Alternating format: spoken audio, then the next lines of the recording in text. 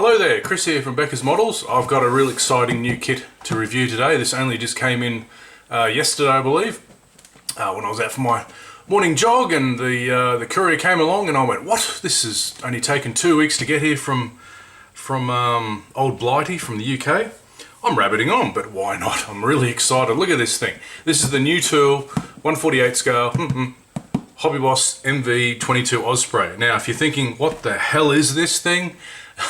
If you're a fan of modern aeronautical engineering and aviation, you'll know that this is a tilt rotor. It's not a helicopter, it's a tilt rotor. These big nacelles and these massive propellers at the wingtips, they fold to any configuration. So this thing can hover, fly backwards, and what have you. It's the Marines mainly use this. The US Marines use this, their troop transporter, and other services in other countries also use it as well. So anyway, let's have a look inside the box because, yeah, like I said, I'm really excited. Love my naval aviation, and this is a kit that everyone's been waiting for since it was announced last year. First of all, let's have a look at the box. It's pretty long. It's what, 50 centimeters long. Okay, it's quite thick. There's my hand. It's quite a big box. You got a nice CAD layout here on the side. It's the usual stuff and all the rest of it, as our favorite reviewer likes to say. There's the number, blah blah blah. Let's just look inside. Come on, let's get to it. All right, it's a very tight box, but I've only just opened this, so I don't even know what's in here. Yeah, lots of sprues. There's a lot of room in the box. Let me just take this all out so we can have a better look at it. Okay, give me a minute. First of all, the non-plastic stuff. We get an instruction booklet, 33 steps, nice A4 size. Actually, that's been properly stapled together. It's not like the normal Hobby Boss pull out to, you know, concerti. Whatever that word is. Concertina, that's the word, and it goes out, you know, 5 foot long on your workbench. I've got a little, where is it? It's right here. I've got a folder thing that I put on my bench like that, and I can just shove it there. So that's great. Good that they've done that. Let's put that out of the way. You get the decal sheet, and that's one of the weaknesses of this kit so far. It's only one decal option. Get a very small photo etch set. I'll have a very closer look at that soon. You get some advertising about the kit that you've just bought inside the kit that you've just bought. Well, that makes sense, doesn't it? Oh, then there's advertising for targets on the back. There's a German target and there's a Russian target. Throw that away. And then we get a nice A3 sized pull out of, like I said, the only option with all the only marking option with all the paints displayed and all the little decals. Great, let's have a look at the plastic. First of all, you get the fuselage halves. I'm going to take this out in a minute, but I just want to show you, there's a fair bit of scuffing here on, there's a lot of spare room in that box. I'm not normally, Hobby Boss don't normally do that, but first glance that looks really good. That's fully slide molded, that piece. So you get your fuselage halves. Then you get another fuselage bit, and the engineering on this kit I've already seen on a build. You actually build a capsule inside, and then you slide that in the external fuselage halves. You get the parts for the inside of the cockpit tub and the engine. I think that's the engine nacelles. 2 sprues for the massive props. A single sprue for the wings. Oh wow, that's the detail on that's really good. Something that's got me really excited about this, I'll explain in a minute, is because this is going to replace another kit. Oh, more props and more options. And then the last one is the empennage of the tail. Okay, so that's your twin rudder tail at the back. That's it. Let's open them up and have a quick look. Let's look at the fuselage sprues first. This is the main one that's obviously been slide molded, and we've got a mixture of raised panels, recessed panels, and some lovely textures. You've got these reinforcing strakes here on the tail, and yeah, there's the panel lines that are there for a reason, unlike another kit that I'll talk about soon, which has them there for no reason.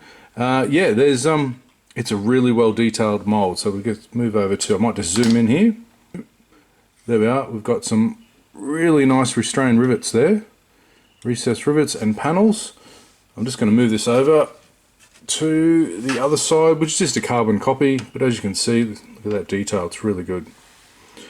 So yeah, Hobby Boss have definitely upped their game in terms of detail, and that's looking really promising. Quite a detailed sprue here. There's quite a lot of stuff going on here, quite a lot of different parts. We've got seats, we've got cockpit tubs. Yeah, it's just everything. I'm just having a quick look around. Oh, we've got ejection pin marks everywhere here, but if I flip this over, hopefully... Oh, wait a minute. No, they're not ejection pin marks. I think they're tie-down marks for the cargo bay. Have to look into that a bit more.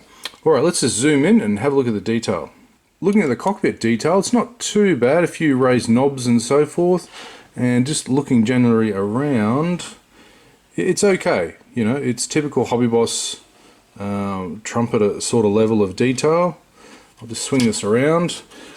I thought these were the engine nacelles, but they're actually the side sponsons. That's the wheel wells there. So they look pretty good. Again, slide model there. You can see that piece of thin sprue attachment there. Yeah, looking good. There's the main console there. I can't see anything standing out that looks really bad. I mean, Hobby Boss do use, I'll just have a look here, they use a lot of external ejection pin mark things here. You just gotta be real careful. Get yourself a pair of sharp clippers and you'll be right. Alright, let's look at the next one. There are not one, not two, but three propeller sprues. Okay, I'll have to look into this. I think the reason for this is you get the option of displaying the propellers, the props, fully extended, or that's the halves, okay, or folded up, because you can actually display the kit from the looks of it completely folded up as they store them underneath the deck on the carrier. So this sprue is identical to this one. I'm just going to throw this one away. So this is the duplicate sprue for the props, and I'll just flip it over and yep, okay, so they're 2-part each. Really interesting design. There's really interesting options they give you. Let's just turn this around here for the prop hub. Looks really good. We've got some finer details here, and I want to look at the wheels. Normally I don't do wheels down, but I'm thinking about doing wheels down for this one. They're okay. The hubs are okay. I've got to zoom in. That's not good enough. Come on. Alright. Not bad. I mean, the external detail's okay. There's a few ribs there, but yeah, you might want to look into. There is a set you can get for the Italeri one to replace that. And the spinner, here's the spinner for the hubs, which is hollow, which is good if you want to motorize. Okay, let's do the next one.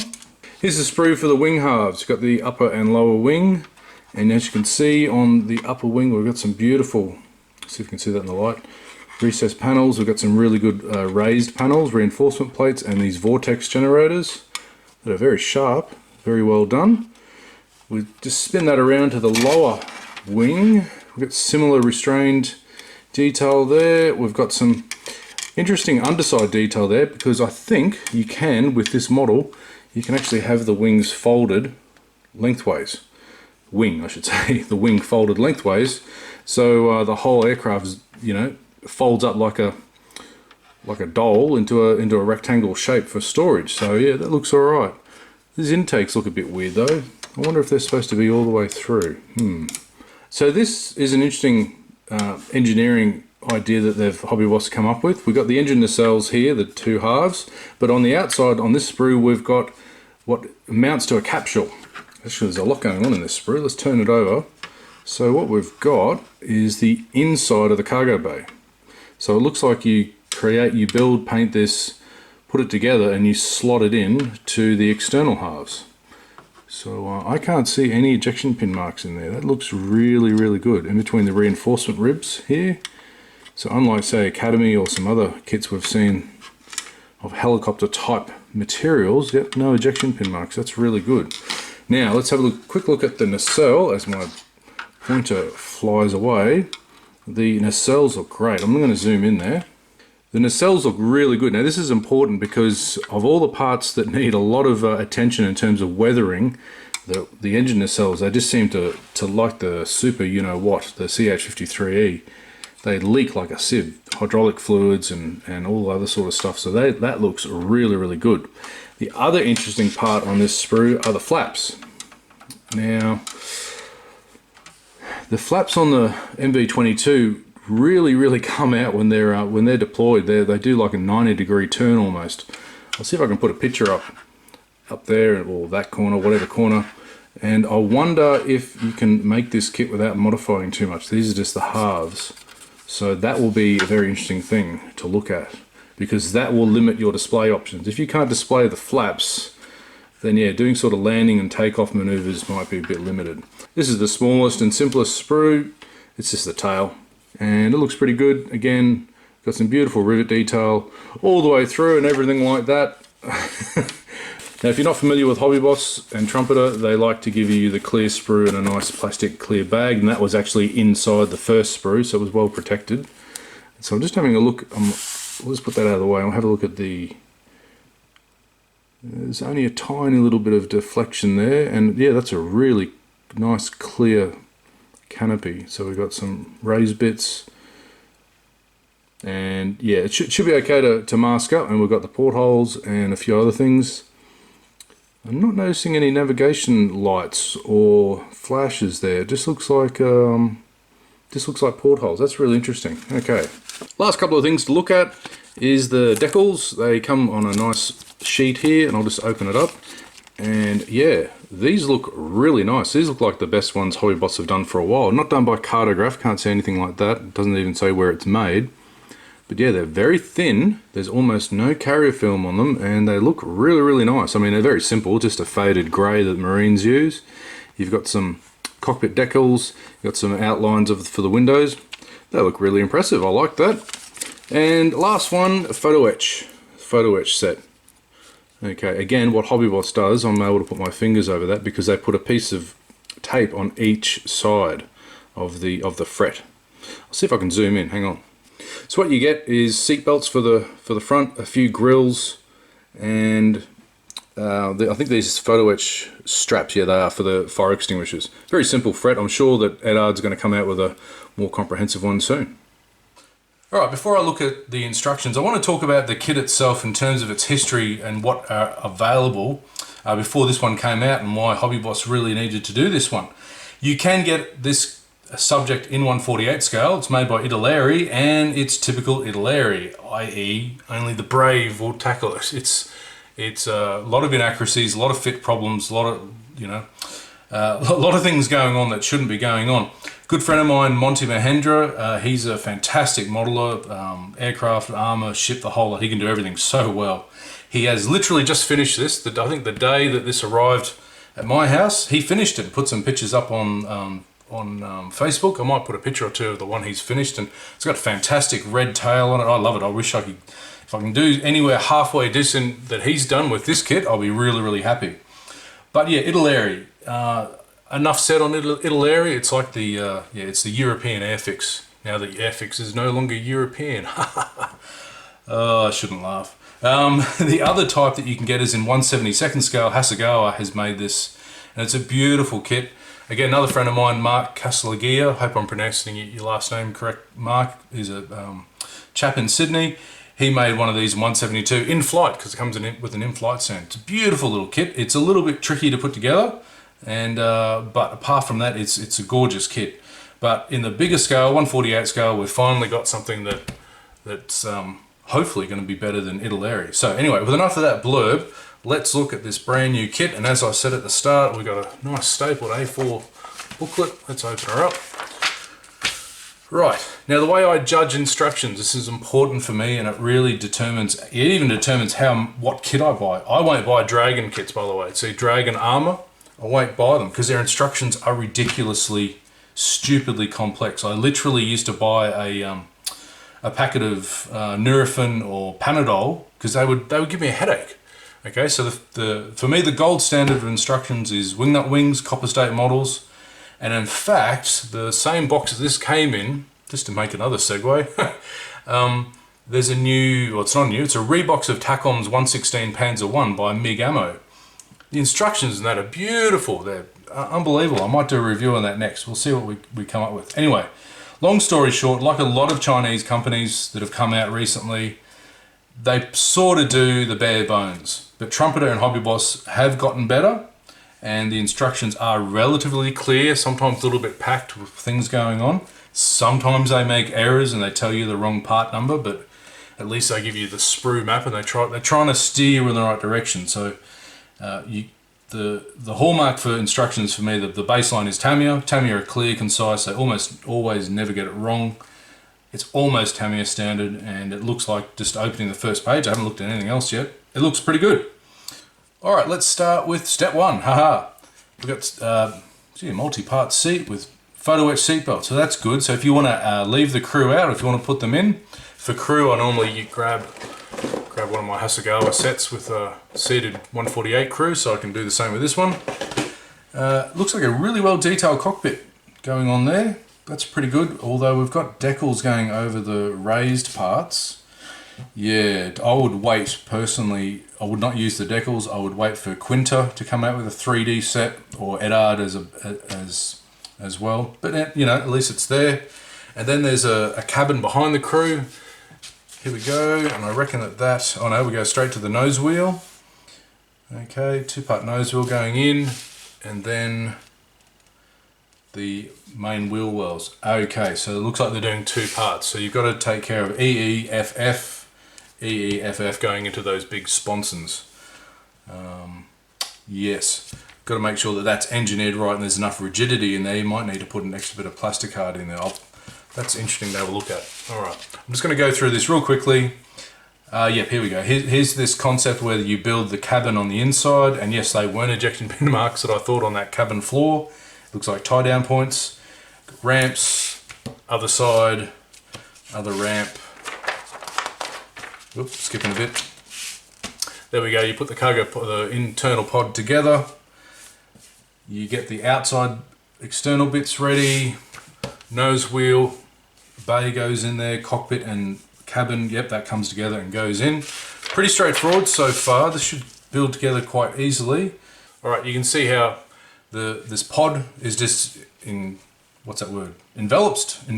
by the outside halves, and then the sponsons I put on the side, and the canopy. So that's the main fuselage construction. The tail looks dead simple. It looks like a B-25 tail, two rudder tail or an A-10 tail. And then we flip the whole thing over, and we've got greeblies and stuff. Now the thing that interests me are the doors. It looks like some doors are already closed already, but got these external doors here. So I wonder if they actually match up. I might have a quick look at that actually, because if you want to do it in flight, man, this is going to be spectacular. We've got those props going, and lots of extra antennas and doobie-doos and whatevers and stuff go on. I don't know what it's all called. We've got the nacelles. They look pretty good. Oh yeah, it looks like these are designed to spin. The prop's designed to spin, or the prop housing. And here we get the options for the props. It looks like you can fold the props on both sides, so they give you different ones. This is a complicated setup here, but just going through, and then yeah, here's the open props. So they can be put on fully folded either side, which is a really good option. And then aha, here we go. This is what I really wanted to know about. I'm just going to zoom in. The flaps. Now the flaps look like, with these T-bar sort of connectors going into the lower wing. Yes, the lower wing there. Can that actually, it looks like it's fixed. It looks like the flaps are fixed. However, that doesn't look too hard to modify, and to maybe cut the ends off the T's. If you can see that, if I just cut the ends off the T's there, then you can tilt the flaps into a different configuration for landing and launching. That could work. That could work. I'll have a go at that. Okay, we've got the wings coming together here, and the nacelles going on. They want you to paint the bottom of the wing, which is interesting. And there we are. It looks like it's designed to be swiveled. And then that's how you can have it all folded up. So if you've got not a lot of room in your display cabinet, it looks like, I wonder if there's enough parts there that you can actually have a set of folded wings, folded props, and full-on props. Interesting. Did those nacelles, skip that, let's go back a bit. Did those nacelles, can they swivel on their own? That'll be interesting if they can or can't. It looks like they've only deployed, looks like they can only be deployed horizontal. I need to look into this a bit further. I reckon it's time to build this. What do you reckon? Or at least do a dry fit build. Let me get out my trusty, I've just bought these SMS clippers, they're pretty good. And my knife, I might, and a bit of tape, hang on, we've got a bit of tape. I might put this together, see how it goes. So here it is put together. This took about half an hour of just using my clippers and my knife, no sanding, no gluing. no you know, trying to get things to fit. Just threw it together, and I'm really impressed. From nose to tail, this thing looks like it's going to go together really well. Let me just go over a few things, but first, before I start, I'm going to zoom in a minute and have a look at some faults that I found. Now, when you do a sprue tour, when somebody does an inbox review and, you know, goes, "Hey, here are the sprues, oh, this looks great," and everything else like that, they don't, you know, it's only when you put things together you go, "Oh, hang on, that's not right," or "That looks a bit off." So for example, there are some mold seam lines on the fuselage sides, and where else did I find one? I think I found them on the sponsons. There are a couple of little mold faults with this, easy to rectify, but I'll show them in a minute. Anyway, going on, I'll start with the tail. That tail, I could have just glued that together. The fit on that tail is superb. It's only taped together just so it won't fall apart when I touch it. The trailing edges are razor thin on the elevators and on the uprights, on the rudders. They're amazing. The fit's fantastic on that tail. The fuselage, I've missed one or two bits here that I didn't there and there. I haven't cut back the locating points. That's snapped together. It doesn't need tape. In fact, yeah, I've only got tape. I've only put tape on just in case. The fit all around for the fuselage, beautiful. The wing came together really nicely. I didn't find any issue mating the top and the bottom wing. And as you can see, this is on in its normal way. I'll just take these nacelles off first. These went together. These are going to be beautiful to put together. They're completely flush. There's no step. They fit perfectly together. And yes, they do. You can deploy them both horizontal like that, or at the vertical like that, because they just pivot on a big piece. So really good engineering. However, it does tend to fall over. So I'm gonna pose mine like this. There's going to be some sort of way. Maybe I'll just make a little shelf there, or underneath there's a little tab at the end here, or maybe even put some weight in the bottom of the nacelle so it always hangs low. So I'm really impressed with those. Let's see if I can actually get this off, because the way you put the wing on, let's see if I can on camera, and if I can't, through the magic of editing, here we go. Okay, look at that. See, it folds up. All right, so you can, if you want to, and these, like I said, these nacelles, okay, you can fold them. And I've just gone through the instructions again. They give you a full set of props, so you can do either, you know, fully folded props or fully deployed props. So that's really good. Now, can I actually get this off? I'm going to have to, because I want to look at the slats. Anyway, so that swivels no problem. Yeah, like I said, just overall, I'll flip it over. The fit looks like it's going to be fantastic. There's no steps. There's no problems. There's no big gaps or anything. It's got a really firm fit. Yeah, top marks to Hobby Boss. Let's talk flaps. Now, as you can see, there's a bit of a change I've done there. The right hand side, the flaps are in and flush. This is how Hobby Boss have designed them. And on the left hand side, I've modified them by simply cutting off a couple of pieces. Now, I'm not sure if that's 100% accurate with the droop. Okay, and I might need to cut off a bit more, but I've been able to deploy them like that. I'm not sure if this edge here actually has to be cut off and folded down as well to do flaps. Let me just turn it over. As you can see there, okay, it comes up along the edge there. Okay, all I've done here, I'll just take the wing apart. So all I've done here is, see how there's a bar here. If you look on the unaltered flaps, there's like a T thing they've engineered here, so these flaps just sit in there nice and tight, don't even need to glue them. Okay, all I've done is, instead of modifying them, I've just cut away the edge of the T on these, and they just press fit in here really nicely. Put them back in. Okay, they just snap in there, and I reckon I'll have to check references, but to get the right sort of droop, I might need to modify the ends of these a little bit more. So at first glance, I'm just saying at first glance, might need a bit more research. It looks like this is a relatively easy fix. Now, some of the faults of the kit that are quite obvious. The inlets for the nacelles, for the turboprops, they're solid. Okay, there should actually be, right at the bottom there should be a hole. If I flip this over, okay, as you can see, you're going to have to drill in here somehow with a Proxon or a Dremel and make a small lip, and also on the front faces of just there where that goes. So that's a bit of a fault. The other one are some mold seam lines. Let me just get them. All right, they're just here on the upper edge of the fuselage. I mean, I'm dragging my finger over it. It's a positive mold line, almost like the Academy tail. It's just along here. You can hear that, just along there. And it goes and disappears about there. That's going to have to be scraped off. It should be relatively easy to do, and like I said, it's positive, so it should be easy to polish out. I think there's one more. Let me have a look. So here's the other one. They're on the sponsons. I had to cut them off to get the right angle. You can see the light catching it there. And that's a positive line starting from there, going along, runs along there and goes up along there. And I'm pretty sure, and finishes here, I'm pretty sure that's an artifact of slide molding. That's not actually a part that's on the Osprey itself. And there's also some not nasty, but it's not quite smooth texture here that needs to be polished out. That won't take too long.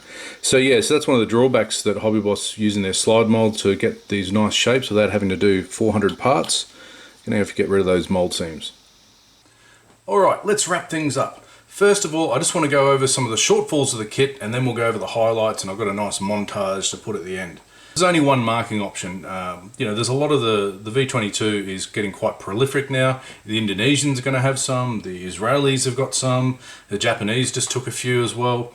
There can be some quite colourful, of course there's US Air Force, they've got some really, that's the CV-22, which I'll get to in a minute, because you can almost do the CV-22 with this kit.